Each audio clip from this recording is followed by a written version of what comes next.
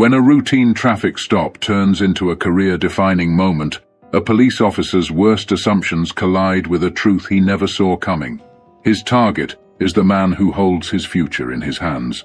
The sun was starting its descent over the streets of Sacramento, painting the sky with streaks of gold and amber.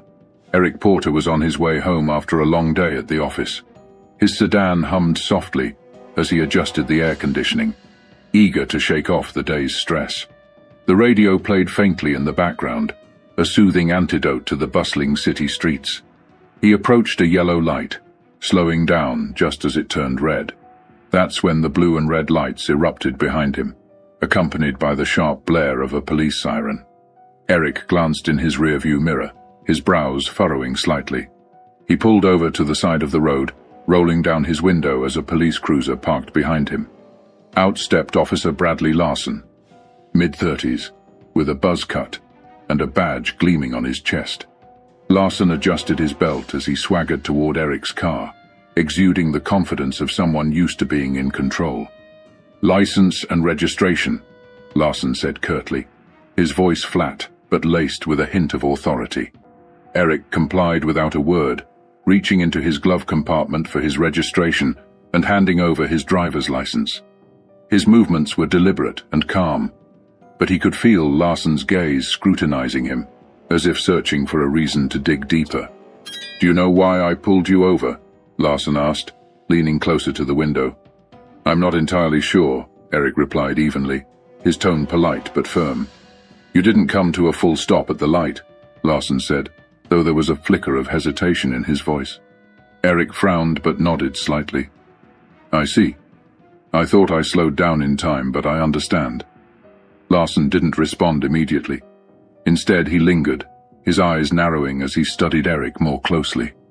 It wasn't just a routine stop anymore, at least not for Larson. His posture shifted, subtly but noticeably, as if he had already decided this was more than a minor infraction.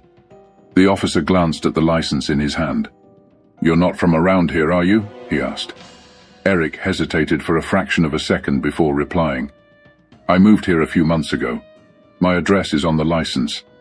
But Larson wasn't really listening. His questions were starting to take on an edge, just enough to suggest that he wasn't concerned about a traffic violation anymore. Eric's calm demeanor seemed to irk him, and he leaned in closer. "Where were you headed in such a hurry?" "Just going home," Eric replied. His tone remained steady, but the subtle shift in the air was impossible to ignore. Larson didn't just see Eric as a driver anymore. He saw something else, something that warranted suspicion. Eric could sense the tension building, but he didn't flinch. Little did Officer Larson know the calm exterior wasn't naivety, it was control. This was just the beginning. Larson took a step back, folding Eric's documents with an exaggerated slowness before tucking them into his chest pocket. He straightened up, his expression shifting into something faintly smug, as though he'd already made up his mind about the man sitting in front of him. "Step out of the car for me," Larson ordered. Eric's grip on the steering wheel tightened briefly, but his face betrayed no reaction. "Is there a specific reason for that, officer?" he asked, his tone measured. Larson's lips twitched, but he masked it quickly. "I asked you to step out of the car. You don't want to make this harder than it has to be." The threat hung in the air, unspoken yet unmistakable. Eric exhaled slowly and opened the door. As he stepped out, Larson's eyes flicked over him, sizing him up. Eric stood a little taller than the officer, his shoulders broad, but his demeanor unthreatening. His tailored suit suggested professionalism. His polished shoes hinted at someone meticulous and careful. Yet, none of that seemed to matter. Larson gestured toward the front of the car. "Hands where I can see them." Eric complied, his movements calm and deliberate. "Is there something specific you're looking for, officer?" Larson smirked faintly. "Just routine. We've had some incidents around here. You can never be too careful." Eric turned his head slightly, locking eyes with Larson. "Incidents involving men in business suits driving sedans? Or does this have more to do with something else?" The question landed like a punch, and for a moment Larson's composure faltered. He straightened up, his hand drifting toward his belt, more reflex than necessity. "Watch your tone," he said, his voice hardening. "I'm simply asking a question," Eric replied. There was no defiance in his voice, just a quiet firmness that seemed to unsettle the officer. Larson leaned closer, his eyes narrowing. "You seem awfully familiar with how this works. You got something to hide?" Eric let the silence stretch for a beat before answering. "No, officer. I just believe in being clear about the reasons for an interaction like this. Transparency, you know." Larson scoffed, but didn't reply. He stepped back, pacing a small circle in front of the car. The dynamic was shifting in ways he couldn't quite grasp. Eric wasn't reacting the way most people would. There was no fear, no stammering, no nervous fidgeting. Instead, there was control, poise, and an unsettling calm that put Larson on edge. "You seem pretty confident," Larson muttered, almost to himself. "Like you think you know what's gonna happen next." Eric didn't rise to the bait. Instead, he tilted his head slightly. "Confidence isn't the issue here, officer. Respect is." Larson froze for half a second, before turning back to face him. The smirk was gone now, replaced by something sharper, almost defensive.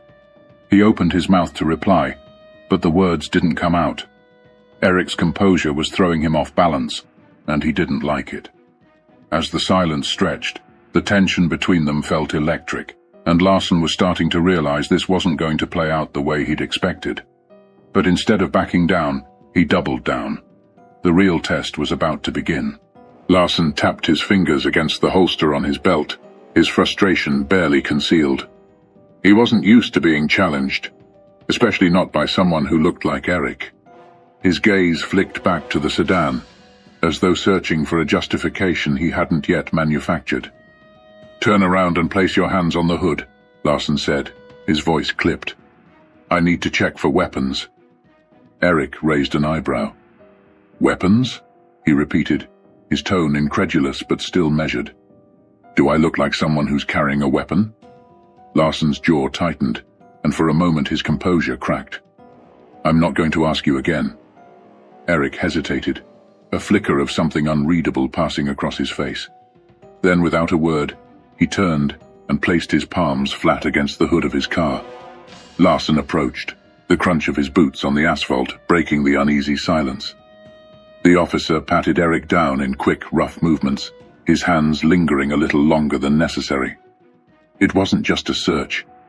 It was an attempt to assert dominance, to provoke a reaction. But Eric didn't flinch, didn't stiffen, didn't so much as shift under the invasive scrutiny. "You're clean," Larson muttered, stepping back. The admission sounded begrudging, like he was irritated that he hadn't found anything to justify his suspicion.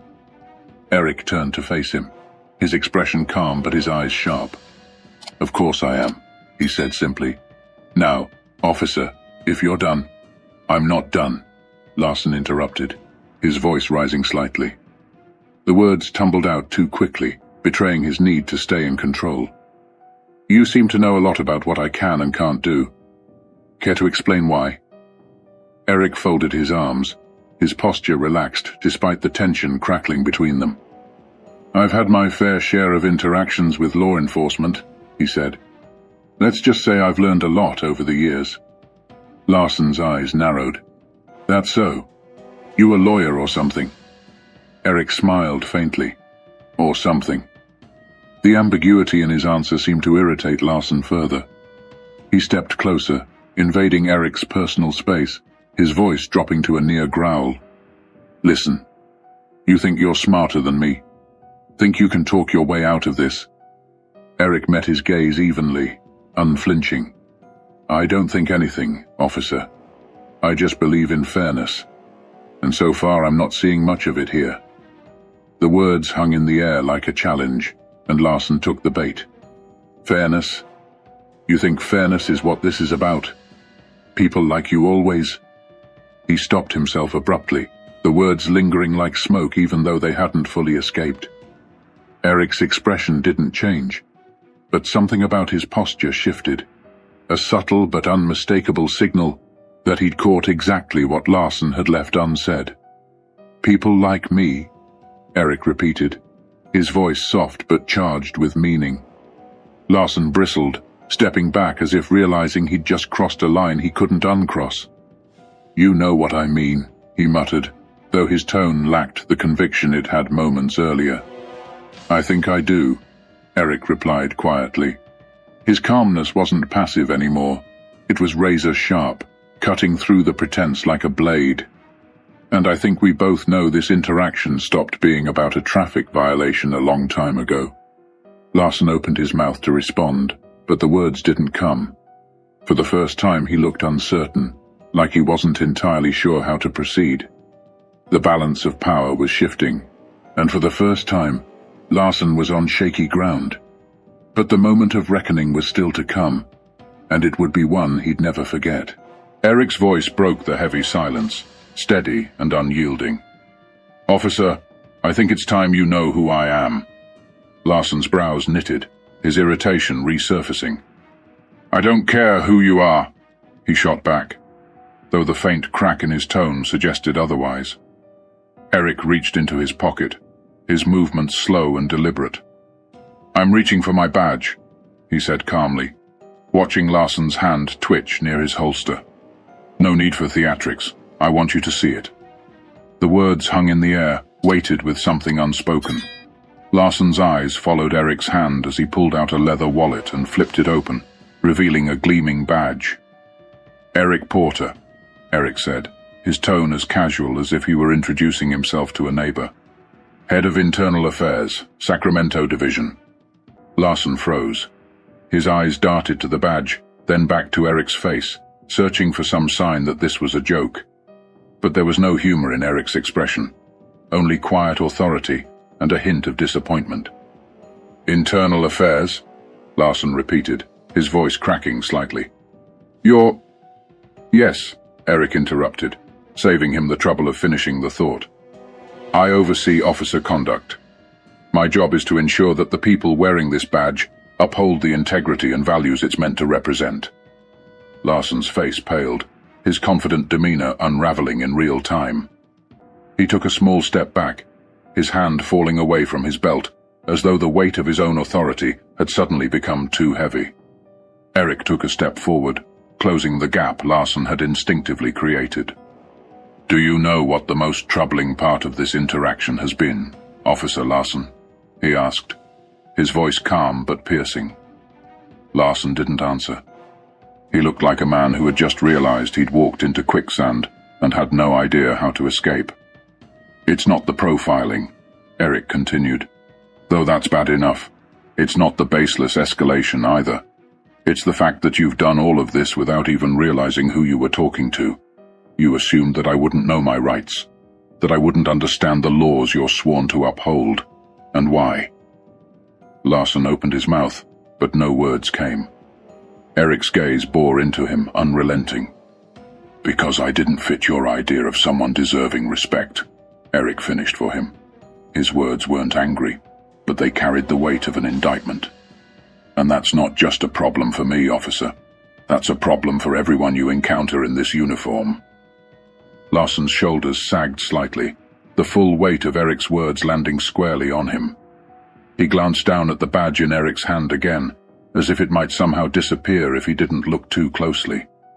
Eric stepped back, giving Larson a moment to breathe, but his voice didn't lose its edge. "Here's what's going to happen," he said. "You're going to take a step back, return my documents, and think very carefully about what you say next." Larson's lips parted, but he hesitated, clearly debating whether to push back or comply. The hesitation cost him. "And then," Eric added, his voice lowering slightly, "you're going to hear from me again. Not as a driver you stopped on the side of the road, but as the man tasked with deciding whether you're fit to wear that badge." Larson swallowed hard, his face reddening as the weight of the moment sank in. He reached into his chest pocket and pulled out Eric's license and registration, his hands trembling slightly as he handed them over. Eric took them without a word, tucking them into his wallet. He stepped toward the driver's side door of his car, pausing with one hand on the handle. He looked over his shoulder, meeting Larson's gaze one last time. "Remember this, Officer Larson," Eric said. The badge doesn't make you better than anyone. It makes you accountable to everyone. As Eric slid back into his car and started the engine, Larson was left standing in the fading light, his confidence shaken and his future uncertain. But for Eric, this was far from over. His next move would ripple through the entire department. The drive home was quiet, but Eric's mind was anything but. The encounter played over in his head, not because it was unique, but because it wasn't. Larson wasn't the first officer Eric had dealt with like this, and he knew he wouldn't be the last. But this time, things would be different. This time, Eric had the authority to act. The next morning, Eric sat at his desk, the early sunlight streaming through the blinds of his office at the Sacramento Police Department's Internal Affairs Division. A file sat open in front of him. Officer Bradley Larson. His record wasn't spotless. Minor complaints of unprofessional conduct, excessive stops, and vague misunderstandings that had never been properly addressed. Eric leaned back in his chair, his fingers steepled as he thought about the broader implications. Larson wasn't an anomaly. He was a symptom of a deeper problem, and Eric wasn't interested in putting a bandage on a bullet wound. A knock on his office door interrupted his thoughts. His assistant Linda stepped in, holding a stack of reports. "Morning, Mr. Porter. I've got the summary on last month's misconduct cases. Also, Chief Daniels wanted me to remind you about the department review next week." Eric nodded, taking the files from her. "Thanks, Linda. Can you also schedule a meeting with Chief Daniels for this afternoon? There's something I need to discuss with him." Linda hesitated, sensing the weight in Eric's tone. "Of course," she said, before slipping out of the room. Eric turned his attention back to Larson's file, but his focus wasn't just on the officer. This was bigger than one man and one interaction. It was about the culture that allowed someone like Larson to feel justified in his behavior. And if there was one thing Eric knew, it was that culture started at the top. Later that afternoon, Eric sat across from Chief Daniels in a conference room. Daniels, a seasoned veteran with salt and pepper hair and a no-nonsense demeanor, leaned back in his chair, listening intently as Eric recounted the traffic stop. "I could have written it off as just another bad interaction," Eric said, his voice steady but resolute. "But that would have been a mistake. Larson's behavior isn't an isolated incident. It's a reflection of how much work we still have to do." Daniels rubbed his temples, exhaling slowly. "This isn't the first time Larson's name has come up," he admitted. "But we've always handled it internally, quietly." "And that's the problem," Eric replied. "Quiet doesn't fix anything. Quiet lets it keep happening. It's time to be loud." Daniels looked at him. The weight of the conversation etched into his face. "What are you proposing?" "A department-wide review," Eric said without hesitation. "Not just of individual officers, but of our training, our protocols, our accountability systems. We can't keep sweeping this under the rug. If we don't hold ourselves to a higher standard, how can we expect the community to trust us?" Daniels leaned forward, his hands clasped on the table. "You're going to ruffle some feathers with this." "Good," Eric said simply. "It's about time someone did." The following weeks were a whirlwind of meetings, interviews, and reports. Eric worked tirelessly, compiling data, speaking with officers, and holding public forums to hear directly from the community. The Larson incident became a catalyst for change, a turning point that forced the department to confront its flaws head-on. Larson, for his part, faced an internal hearing. Eric made no secret of his involvement, sitting across from Larson during the proceedings and watching as the officer squirmed under the scrutiny. The hearing resulted in a suspension, but Eric knew the real victory wasn't in punishing Larson. It was in preventing the next Larson. Months later, Eric stood at the podium of a community event, addressing a room full of officers, city officials, and local residents. He spoke not of blame, but of responsibility, of the shared duty to create a system that worked for everyone. His words weren't just a call for accountability. They were a promise of change. "Justice isn't just about catching the bad guys," Eric said, his voice resonating through the hall. It's about making sure the people sworn to protect and serve do so with integrity, fairness, and respect for everyone they encounter. That's the badge I believe in, and that's the badge we're building here, together. The applause was thunderous, but Eric didn't linger on it. For him, this wasn't the end of the story. It was the beginning of a better one.